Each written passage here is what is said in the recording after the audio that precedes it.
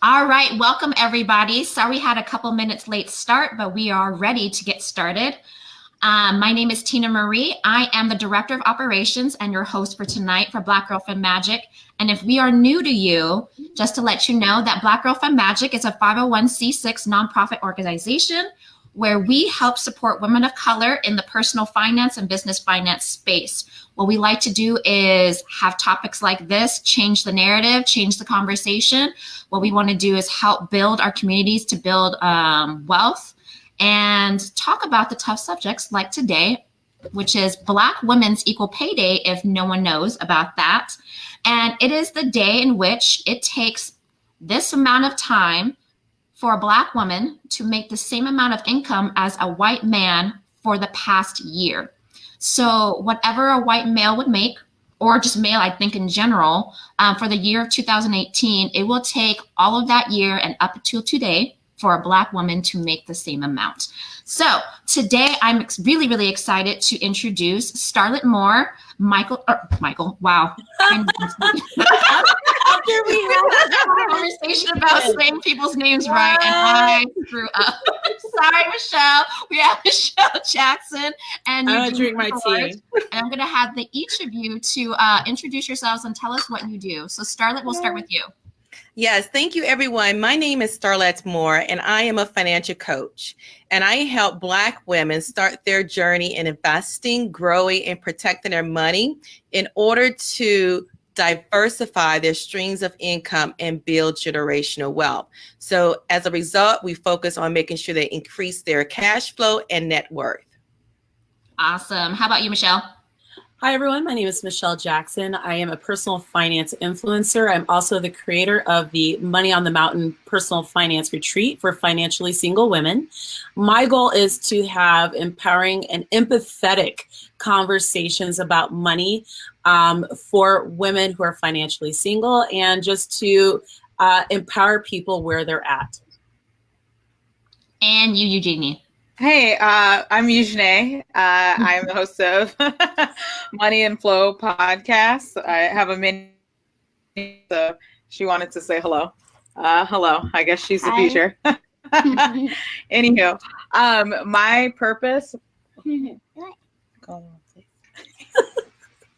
Well, that's a part of everyday life. My goal is to help folks understand how their ancestry plays a big role in their financial planning industry.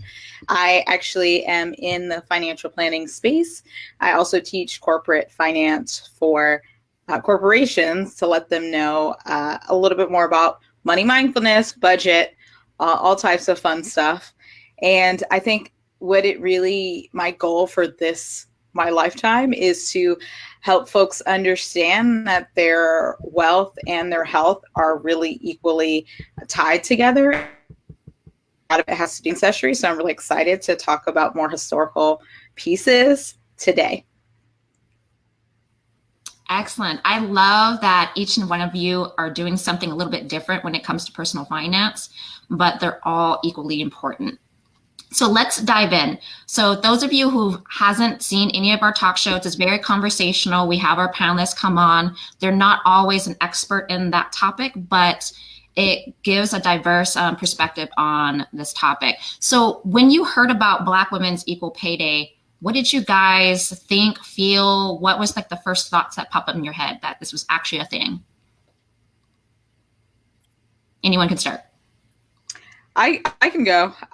So during my MBA studies, I actually wanted to know, I asked the question, or my thesis was, what does it mean to be financially well? And a lot of times the question that a lot of people ask is, in order to be financially well, you need to be stable. So I was like, well, what does stable mean? And then it was kind of like breaking down what does stable mean to me? And then what does stable mean to also, what does being stable mean to my culture? To unpack that. That's when I was able to see that Black Women Equal Pay Day. It is almost in the middle. So for the Latinx community, that's November 1st. For white women, that's in April. And for Asian Americans, if we break it up, Japanese and Chinese Americans, that's in March. But then like the Hmong population and other populations are actually in October. So I was actually able to see kind of big picture really where we are when it comes to Black women's equal pay day in terms of, and it was more about how can we create a conversation off of these sticks. Yes, they may be scary, but what do we do after that? So what did you find? Were there any indication in your studies that we can change, or what are some barriers that are keeping us from moving that timeline up? Yeah, so there was a couple of things. So I interviewed 30 women, and they were all women of color. And so I would ask them to tell me about their money story. And they would kind of go, well, like I'm a good saver. My parents told me to do this, X, Y, and Z. And it was kind of the same type of story. Like most people that are in this Black Femme girl community, or most people that we talk to, they're driven. There's a lot of Black women that are really driven, but we've never actually talked about like, why are we doing what we're doing? So for instance, for African American women, one of the things that a lot of people don't realize is after slavery, Black people were actually good at saving money and investing in building wealth. But a lot of times through laws that were passed, that was the thing that was blocking people. So a great example is the first Black bank was actually owned by white males, and they only encouraged saving. They never encouraged building wealth, like making loans or like building, like getting equity, nothing. They said, Black people, we should just be paying money. Like we should be saving. So at one point, 5 years after the Civil War, Black people had at least, I think it was, I don't know the exact estimate, but there's a great book called The Color of Wealth. And they found out that there were 13 cities with African Americans that were saving over $1 billion, roughly. And so that's great. That's actually a good piece to recognize that African Americans, that people that identify as Black are good at saving. So that's a really positive thing. However, one of the things that happened was people that were not white were taking the money from African Americans.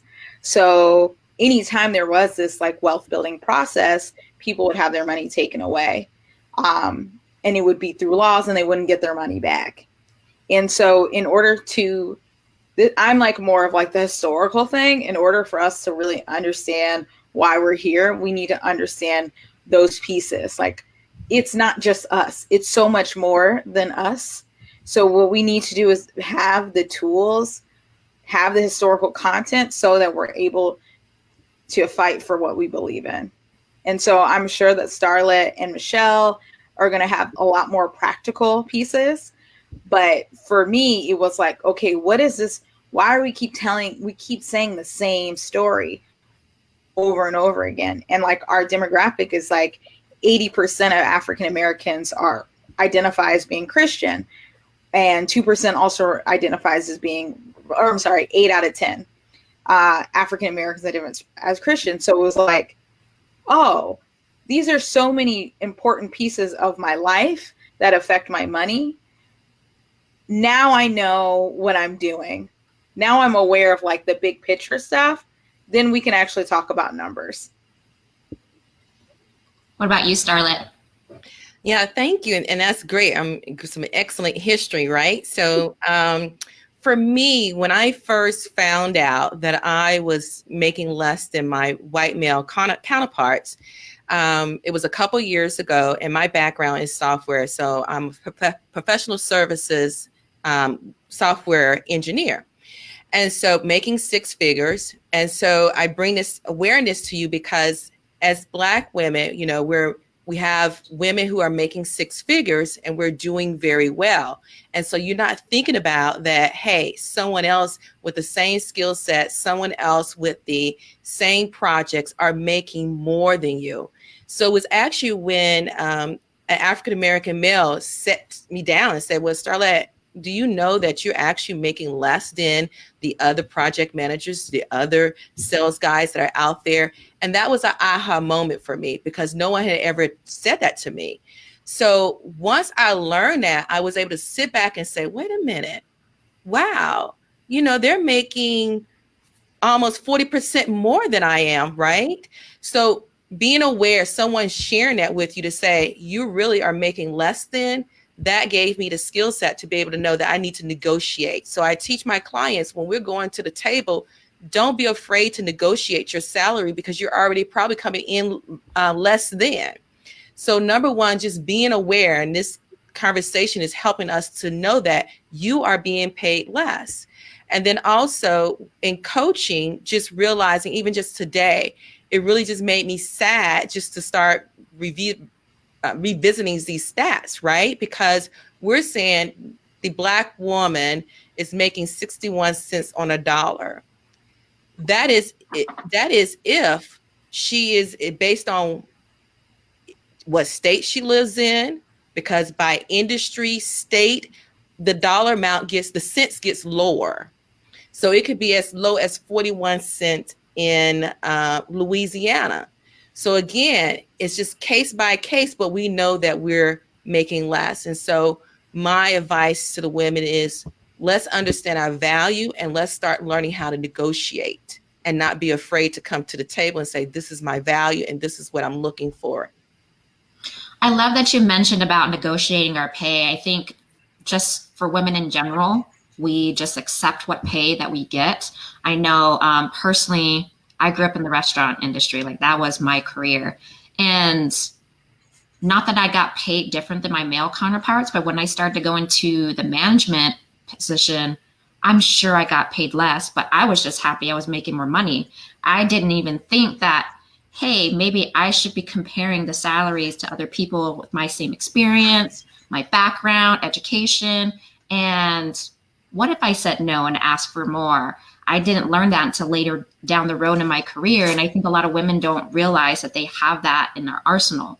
We tend to just say yes, whatever we're given. I'm happy now that I'm in the entrepreneurial world. So my income is really based on my own imagination, but I can see it being very easily for a lot of women not knowing or not thinking or being too afraid to ask or negotiate. So I'm really glad that you brought that up. I actually want to piggyback on your entrepreneurial comment, actually. So African-American women are going into entrepreneurship at a rate of like something near like 300% compared to other people just out there. Like in the United States, African-American women are like, we're done. We're going to do something. We're going to do something else. We're tired of you and we're going to start our own thing. But there's a couple of things that I do want to touch on. So the first thing is, even though we're going into entrepreneurship, a lot of times we're not making as much money as we could. We might be just our mindset about the money that we can make may be really inhibiting our ability to grow our income. I know as an entrepreneur that was something that I really struggled with for a long time. I like to share the sad story of how I went to self-employment, which is a little different than entrepreneurship because I didn't have products to sell, but a service. I went into self-employment. I'd quit my job. I'd gone to Australia because I was tired. I'd recovered and I was coming back to Colorado and I was looking for projects. There's tons of projects everywhere. And I, like a fool, and I say it this way, accepted a project that literally by the time I was done with it, I was getting paid like a penny an hour. And I'm going to describe it because then other people will be like, I won't be doing that. So basically, I agreed to edit a book. And I'm thinking it's a digital book. It's going to be pretty straightforward, no big deal. It ended up being a really highly technical book that I accepted to edit for $100. I think it's so funny now to share this story because it's so ridiculous. And the person who said yes to me, who was like, yeah, you could totally do it for $100. So then obviously I took forever to do this project and I was pissed off, right?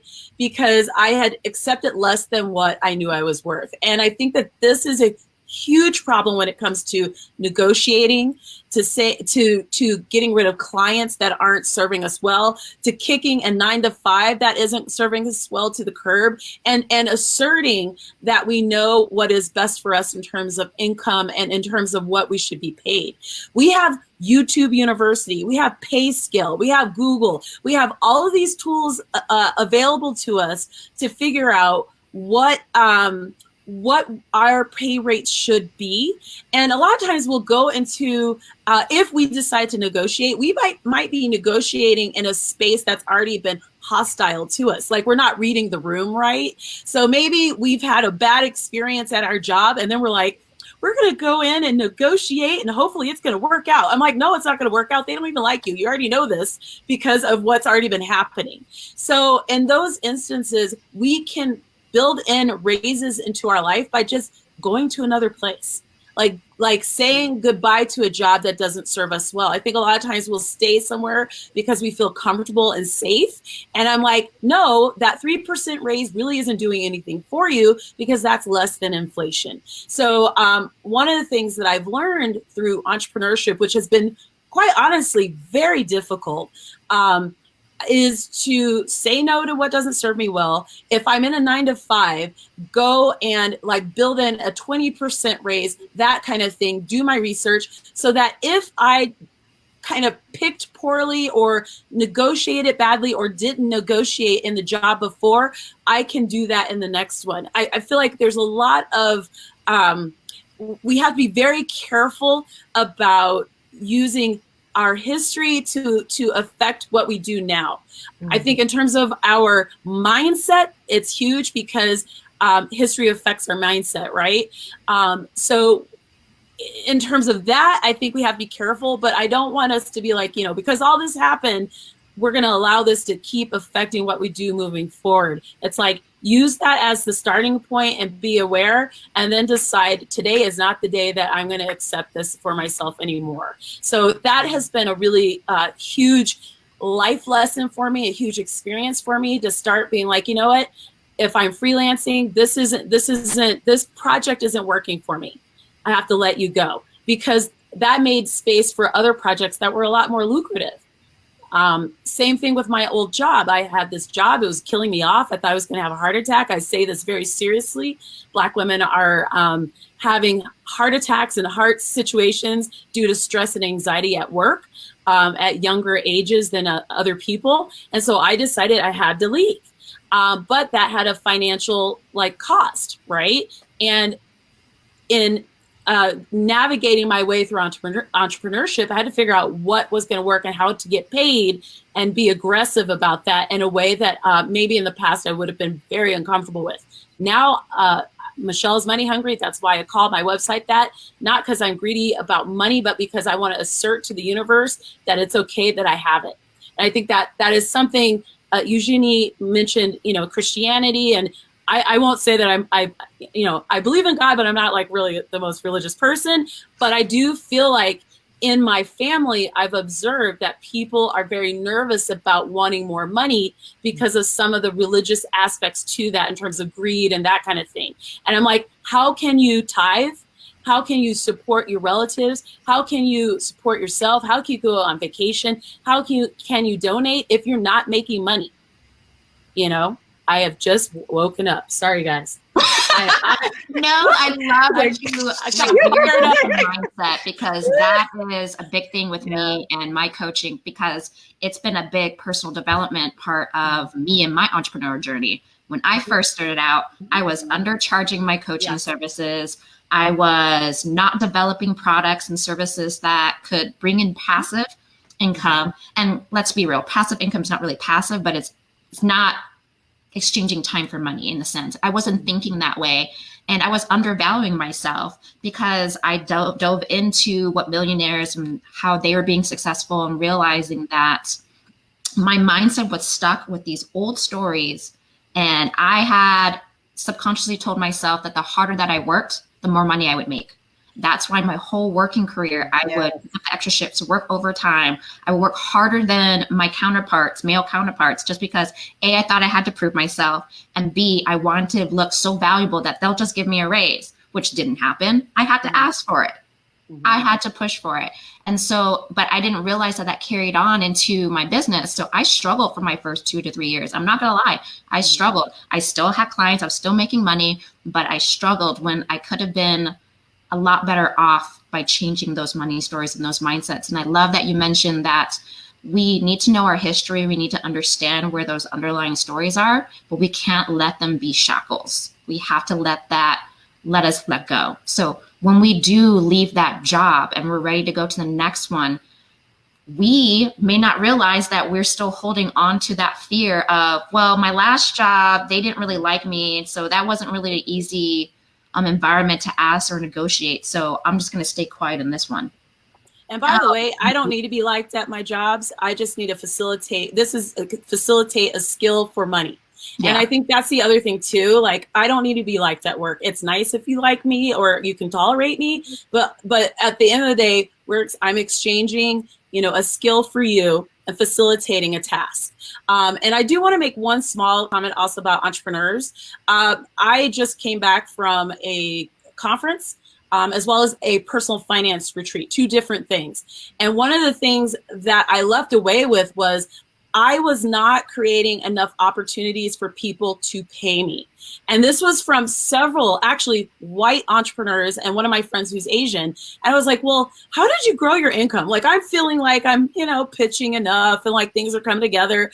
And the amount of work and amount of seeds that they were planting in terms of pitches was probably quadruple what I was doing. And that was I was like, oh. And I actually met the number 1 salesperson for Color Street, which is this like nail, like MLM, but I mean, she had 15,000 people underneath her, but it was like consistently each person was like, this is how much work I did. And that kind of opened my eyes to the fact that, wait a minute, I need to double down on what I'm doing because it might not be as much as I think it is. And it was a bit shocking, actually. And it was a little shocking. So. Yes, I will be pitching all the time. So. Well, and I think that goes back to, right, as we talked about, again, women of faith, and we have in those money stories that we hear about greed, we hear about all those things, but really, again, being able to live in our overflow, being able to understand our value. And then also, I think as a community, as a women of faith and just a Black community, I talk about this, we got to really understand value. And I think also we have these businesses that are in our community that are discounted. Like I talk about Walmart, I talk about Dollar Tree. And so we have this whole discounted mentality. And it's like, really, we have to understand value. And we have to start having these type of conversations, right, that are holistic to bring the picture together. And so when we talk about, again, Black women's, what is this, equal pay day, is having these conversations so that we as women, we can understand when we're in the role of an employee, what we're being paid, and then also start breaking down our money stories while we're there so that we can make that transition into being an entrepreneur / businesswoman. Awesome. So Brandy has asked, what tools do you all recommend we use to compare salaries so we know how to negotiate for a fair wage? I think this is an excellent question. So for me, I would just say, tool-wise, I'm going to use a person. We have to have the conversations and start speaking to each other, right? So I found the best way is you're having a conversation with another girlfriend or someone else in that industry. What is your pay, right? You just have to ask the question. Even if you find someone who works in HR, we have a lot of Black people who are in these different type of roles. We're all in these different type of industries. So I would say people first. Ask the question. I would agree with Starlett. Sorry. I would 100% agree with Starlett. You have to have conversations with people in your industry so that you know what's going on. And I think that this also touches on the collaborate versus compete scenario where I'm not competing with you. I just need to know that basically, if I'm underpaid, it's likely that could affect your compensation too, because the organization might believe that we're happy where we're at. Right. Likewise, I could be working in the same role or in a role where I can talk to someone in a different business about what their pay is. Like I could kind of scout other businesses to see what they're paying other people in a similar role to mine. So that if I am uncomfortable speaking with people at my organization about pay there, or if I'm uncomfortable going to HR, human resources, and speaking to them, I could just like scout other places and maybe find another job that pays me 30% more than what I'm being paid now. And I really would also caution people about friendships at work. I think it's great to be friends at work, but ultimately your work is to facilitate money. That is what it's there for. So don't, even if you have great relationships with people at your job is not to be liked by the people there. Your job is to make money. And so don't hold back your career because you like the people you work with. Like if you have opportunities to change and grow, take them, because if these people are actually your friends, you're going to be hanging out with them anyway. Like that should be a non-issue. I would actually say there's a couple of things. So one of the things that you have to know in terms of negotiating your fair pay is actually writing down how much you spend. We have to sometimes get super practical before we get to the negotiation skills. So I like to do a network map. I'm actually enjoy negotiating a lot. My friends and I used to literally sit and talk and negotiate and pretend like we're the bosses of companies. So the first step is to actually write down how much are you making and how much are you spending. And so once you actually do that, then you're able to see, okay, well, what I'm making, is it actually worth my time? Like, am I actually, if this is my gross pay, is this worth me doing the work? The second part is once you do that, then you would actually take out another sheet of paper, an Excel spreadsheet, and look at all your skills that you have.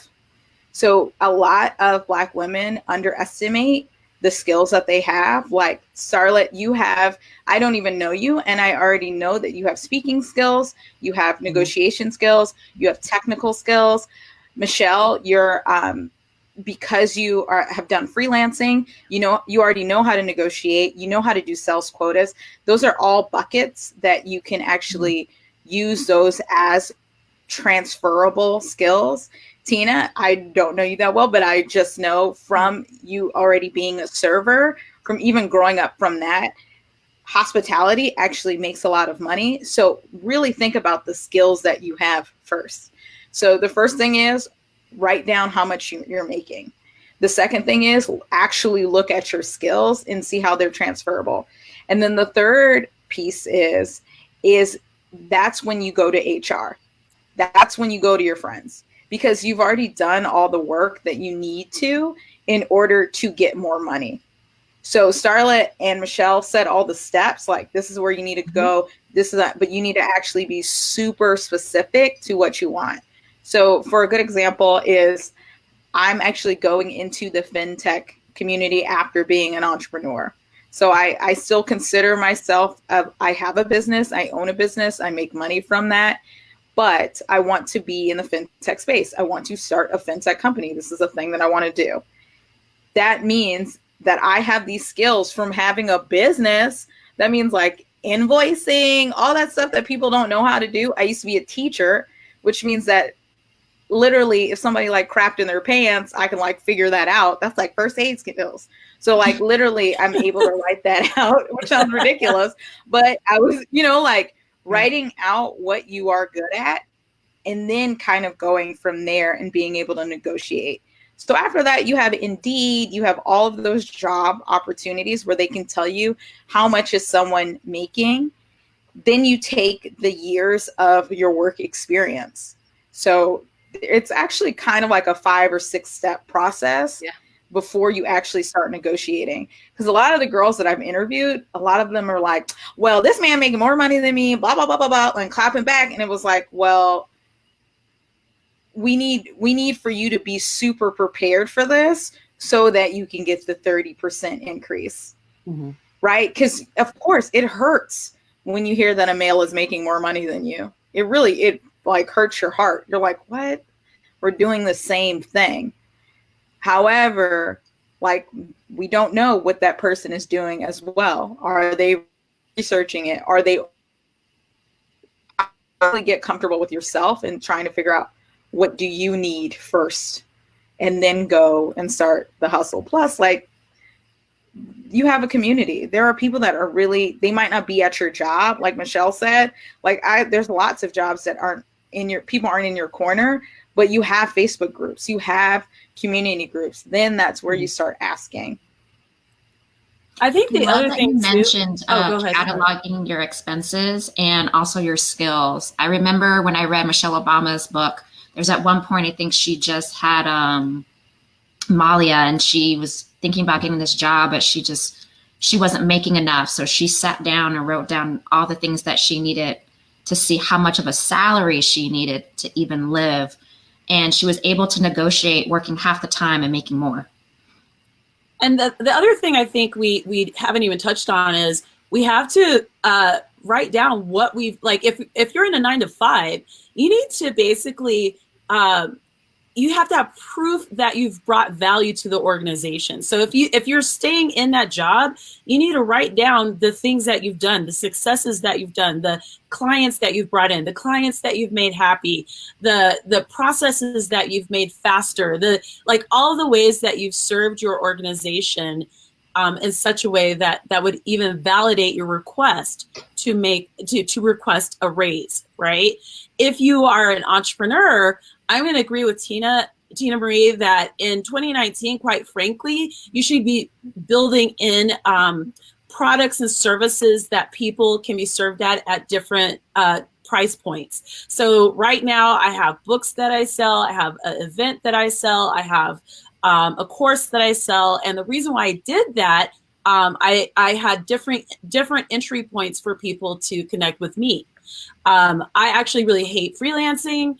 However, I use my transferable skills in a different way to make money and using the same skill sets. So for entrepreneurs, it's the same kind of thing. You build out what your skills are, what actually is really bringing you money. So now I'm looking at, this is what's bringing me money. This is where I really need to focus. You know, this is the area that's profitable for me. 9 to 5, same thing. Like if there's there's an action or a skill set that you just excel at, that's where you focus. And it might be that when you look at everything, you're like, this organization, I saw a question by Ingram about lateral moves. I left my organization because I would only always get lateral moves, and it pissed me off. I was never going to be able to move up. And for me, that was problematic because that was going to cap my earnings. So yes, there are opportunities that can happen where you do a lateral move, but you have to be very strategic about that, depending on what's going on in the economy, that kind of thing. I did a lateral move. I did it another time, and then I just was never going to move up.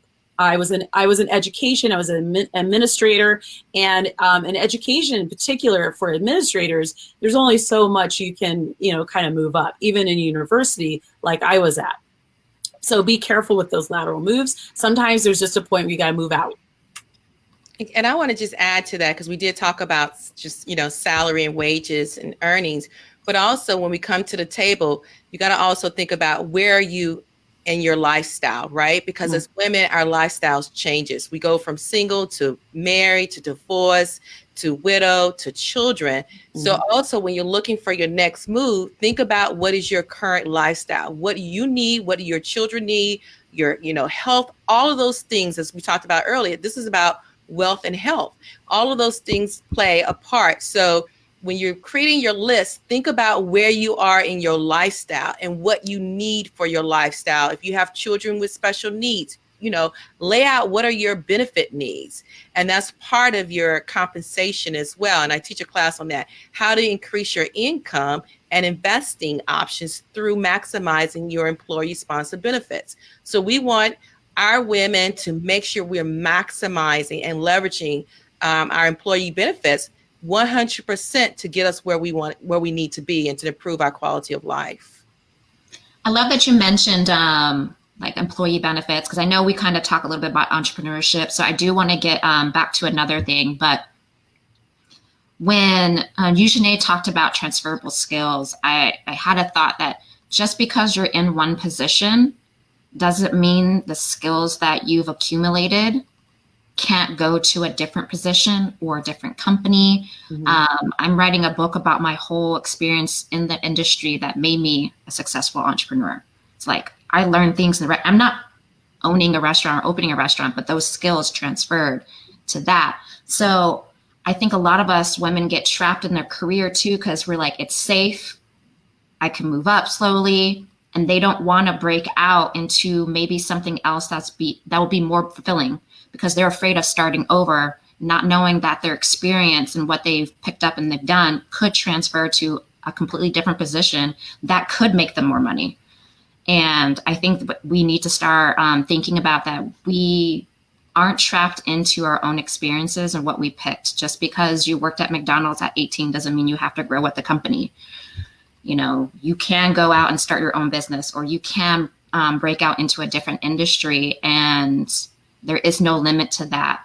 But cataloging those skills, you might be hired as a marketing coordinator or like assistant, but you've been doing a marketing director's job.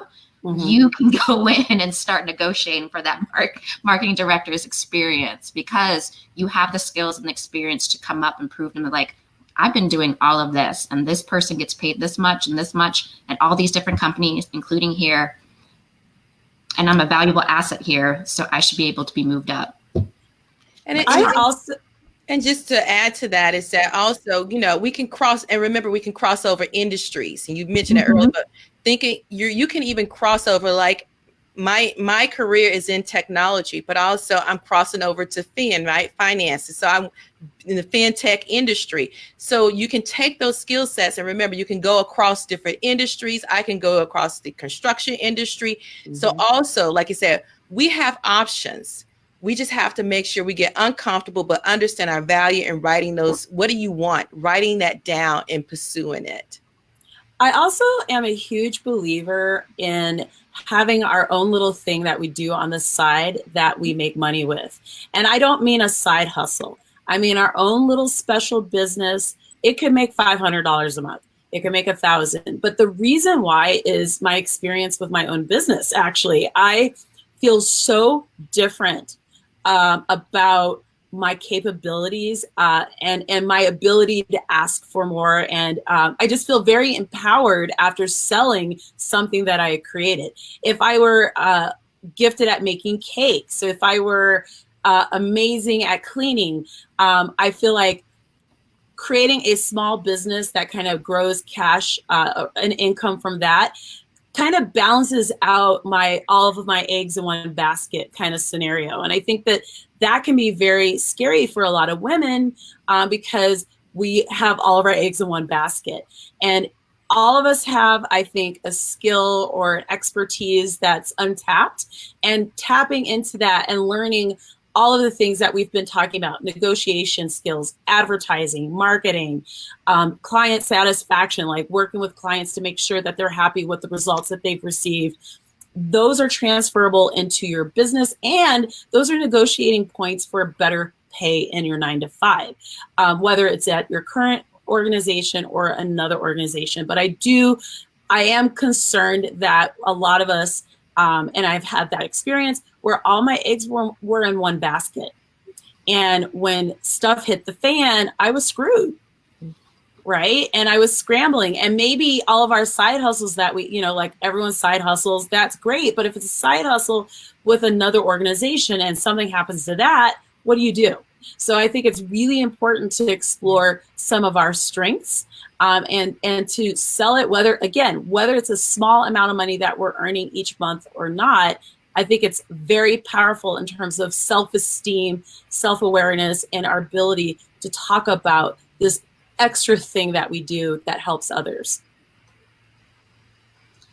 I think that's an excellent segue to our next question. We have Ingram who asks, thinking about us being suddenly unable to work, what are your perspectives on investment while underpaid in case traditional cash flow stops due to injury, illness, etc.?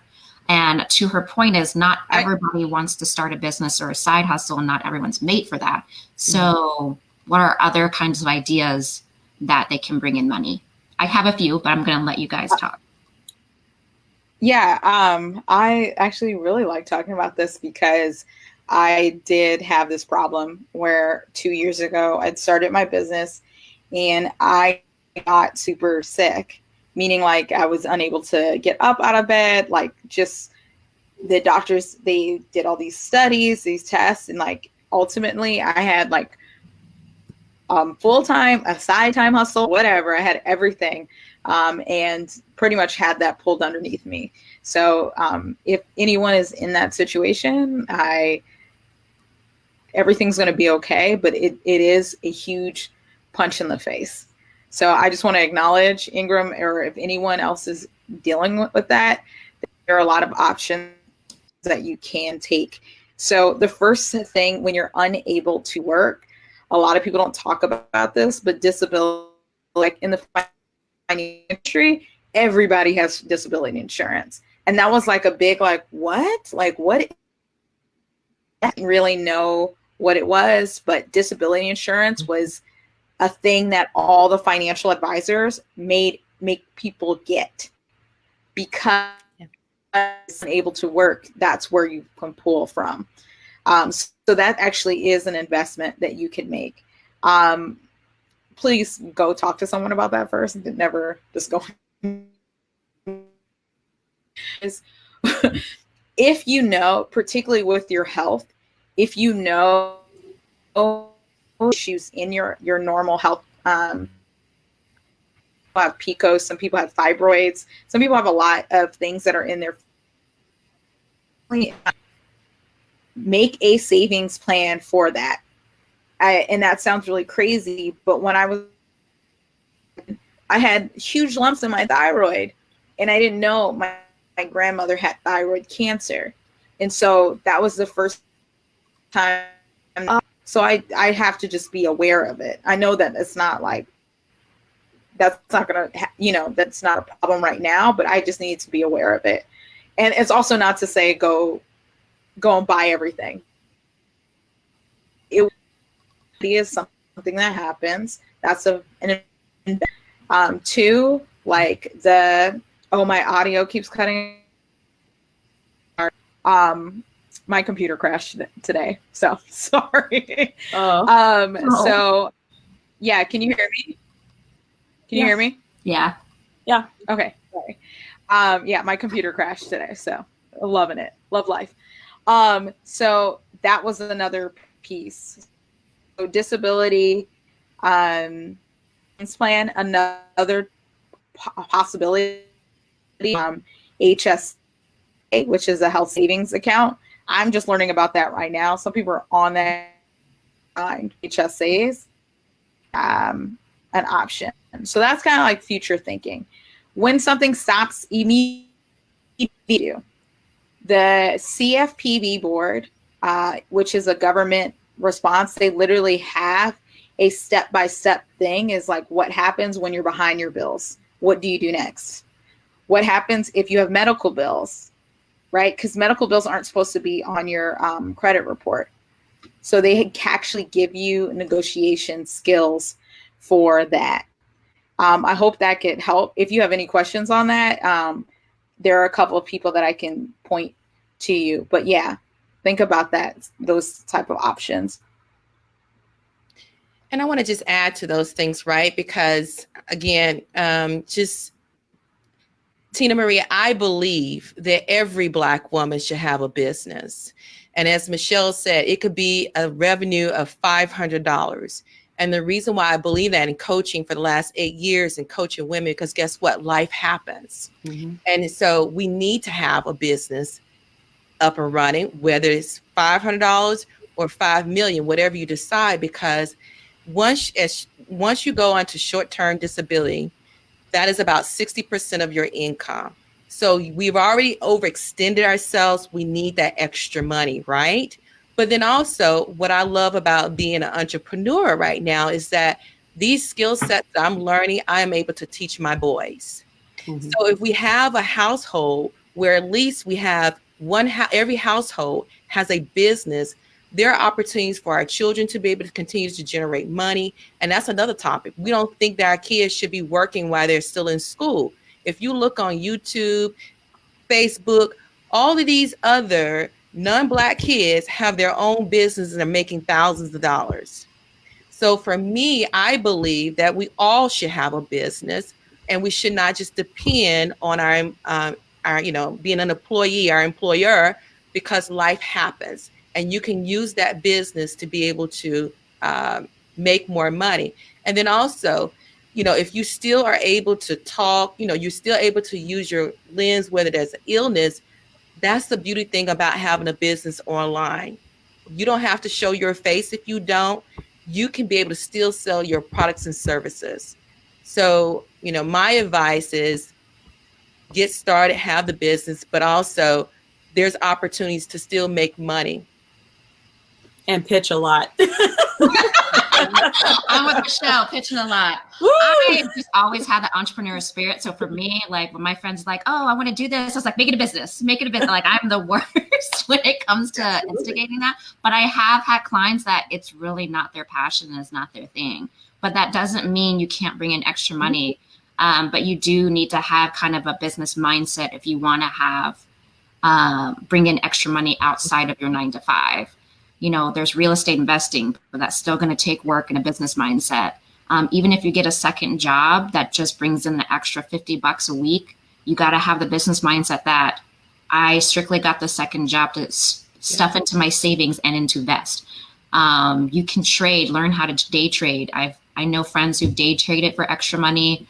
I know people who this is still to me entrepreneurial or at least business minded, will buy stuff off of eBay, vintage stuff, and sell it in their Etsy shop for like 3-4 times as much.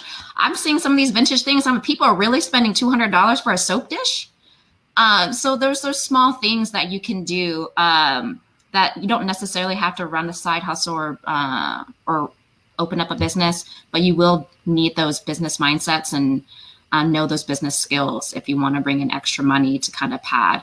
And to add to that, I used to have a very fluctuating paycheck working in the industry that I used to work in, besides being a manager. But, it's tough when you have a fluctuating income, when you don't even know if you're going to make your bare minimum for that month to pay your expenses. So what you have to do is track how much you make, how much you spend, cut where you can, but figure out if you can work a little bit more to bring in more money, or what are some ways that you can start stuffing money away. I'm a big proponent about teaching about saving and getting to that mindset, but using that money not just for emergencies. How can you use that money to make money for you? So Ingram is talking about, I'm looking at her comments about exchanging time for money, and like just how she can find a thing that helps her to avoid exchanging time for money. And I think that actually is a topic that all of us should maybe share a comment or two on. And I like, Eugenie, what do you think about that? Because I think it's a big deal. Sorry, Tina Marie. It is. Yeah. But I have so many thoughts about this, and I love it so much. So Eugenie, go first. Okay. I'll lob it at you. Okay. Thanks, Preach. I think one of the things that really, oh my gosh. Okay.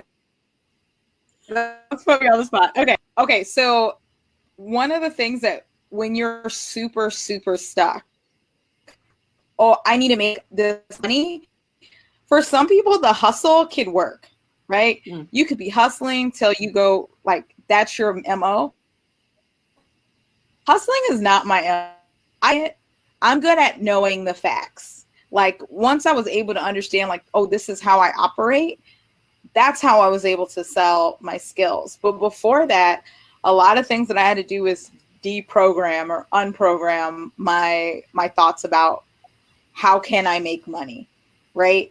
So I read a lot of money books on mindset that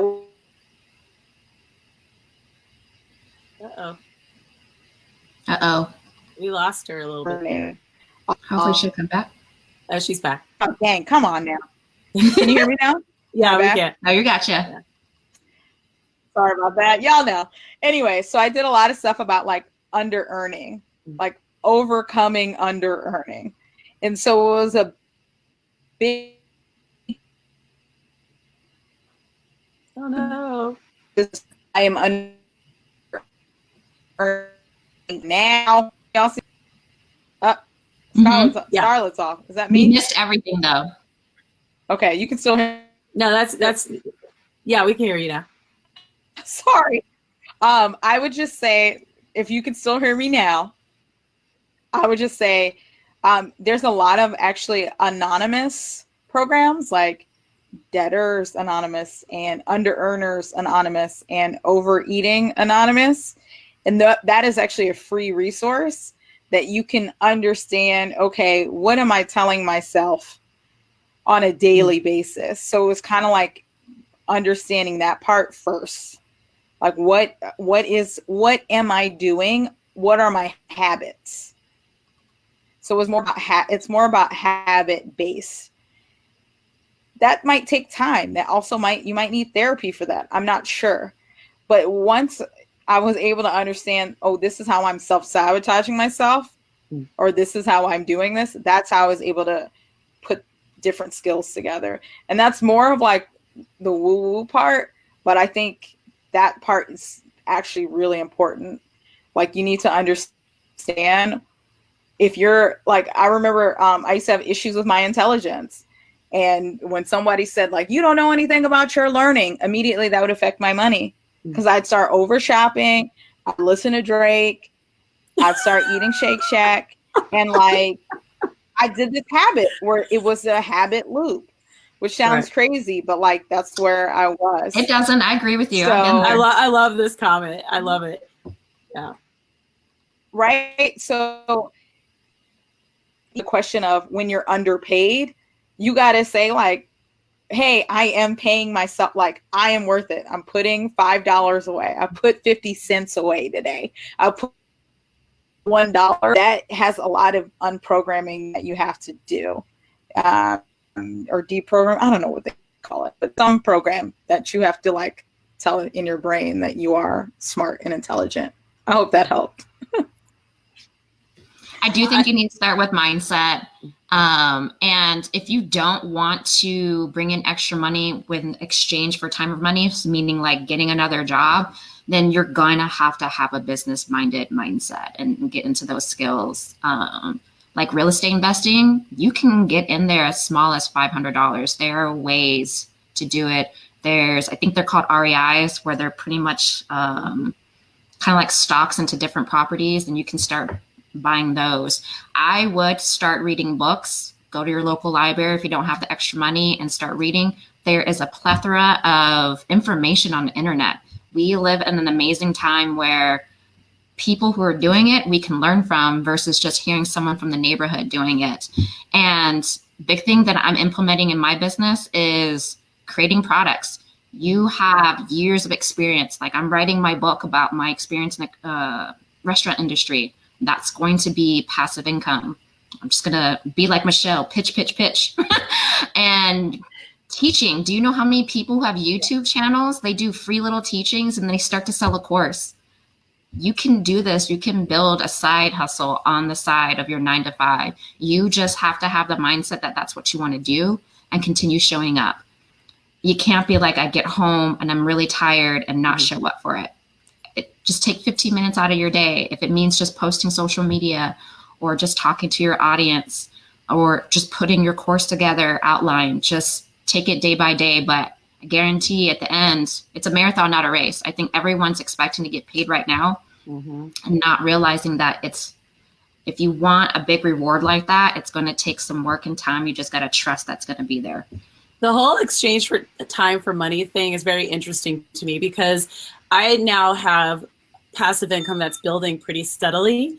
But it is very active before it's passive. Okay. Yeah. So I have affiliate income. I have book sales. I have a course. I have sponsorships that I do. I have an event, but that's a lot of work that I did up front to get that to be passive. So I think that in my view, I notice a lot of people have this idea that it's going to be so easy, like Tina Marie said, like it's going to happen quickly.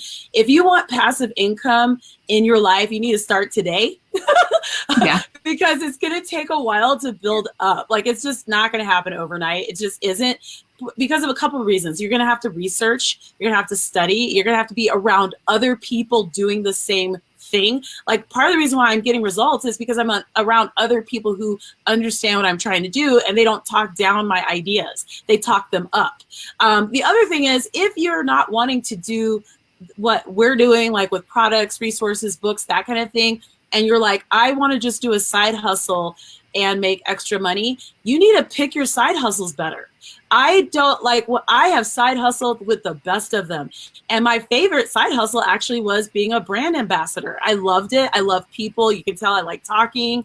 And I live in a test market where they have a lot of sampling programs. And so I was able to get paid $22 an hour as a brand ambassador for products that were local products here in Denver, in Colorado. So it was really like the easiest job ever. And then I would literally get paid on, like, say, for example, they were like, you know, there's really violent lightning, and which is the thing here. It's really violent lightning, so we're going to cancel your shift. We're going to pay you anyway. I'm like, I just got paid for breathing. This is the best, you know? So if you are not ready to do like a thing where you're writing a book or doing all this stuff that we're doing, you can find side hustles that actually pay more instead of like less. And I think that that's the thing too. Like a lot of times people sit there and they're like, I'm going to do freelance writing. Well, there's a time for the $15 an hour posts, and then there's a time to let those go. So if you're doing a $15 an hour post as a freelancer, first of all, don't work for hourly.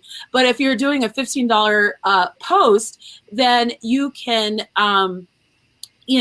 do that to build up your portfolio, and then you got to let them go and pitch for higher paying gigs. So like what I get paid as a freelancer now versus before is very different. Right. And so, because I'm not like, my time is money, and what I do for what I get paid, you would be like, dang, that's really easy. I'm like, yes, it is, but I'm worth it. Right. So, as you build your skills and you're negotiating and what you're willing to tolerate and what you won't, you'll get paid more because you're like, I know what I'm bringing to the table and what I'm worth. So if you're doing something where, you are like, you know what, I'm not business focused right now. That's just, I don't have the energy for that. I'm looking for a side gig. Be very strategic about what you're going to get paid and how many hours you're going to use to facilitate that. Because I think a lot of people just kind of jump into it, like jumping into Lyft. Well, Lyft is great as a customer, but I don't want to tear up my car for that. You know? So be strategic about how you're bringing in that extra money. Starlett, do you have anything to add? No, you guys covered it all. Well, I think our major point is, regardless of how much money you're trying to bring in on the side, it's going to take some work, whether it's a lot of work up front or it's going to be work throughout. But at least there's value in what you're doing. And I love that Michelle talks about be strategic and do something that you'll be interested in, do something that you're good at, and that is valuable for your time. So we're coming up to the end of our hour. Do any of you ladies want to add anything more to our topic? Any last comments? Well, just for me, the ladies know that we need to make more money and just go out there and make more money. That's right. Feel empowered to ask for more. You're not being greedy. How can you take care of yourself if you don't? 51% of African-American women will find themselves in this situation where they're helping out family or friends. You cannot do that if you don't have money. You have gone to college. We are going to college at extreme rates compared to other people. We have earned the right to want and ask for more. Do it. Eugenié, do you have any last comments? Are you just afraid to talk so you might get caught? Oh, no. Well, no, I want to thank everyone. I'm just happy that everybody. If you would like to learn a little more about Black Girl Fin Magic, you can visit us at www.blackgirlfinmagic.com. We are also on Instagram and obviously on our Facebook page, so please subscribe and follow us here. If you would like to support us, we are an all-volunteer organization. All our money goes into supporting our women, our programs, and we would love to start doing some local meetups and supporting those. So we have T-shirts and coffee cups, like you see me representing ours today, on our website. So all money goes towards that. This is a monthly talk show. So next month, we're usually doing the second week, but this month we wanted to do it on Black Women's Equal Pay Day. I don't know why I can't think right now. I think I'm too high on coffee. But next month, our topic is about shedding financial shame, surrounding financial slip-ups. So we might be doing really, really well, and all of a sudden something happens, and how to deal with that, how to not shame our family, our friends, and maybe our clients if we have any. So I can't wait for you guys to join us. We do have talk shows every month through the end of the year. We're going to have some new topics next year. But if you would like to be one of our panelists, go ahead and email us at admin@blackgirlfinmagic.com. Otherwise, you guys have a great rest of your evening. And thank you, ladies, for joining us today. Thank you. Thank you for having us. Thank you.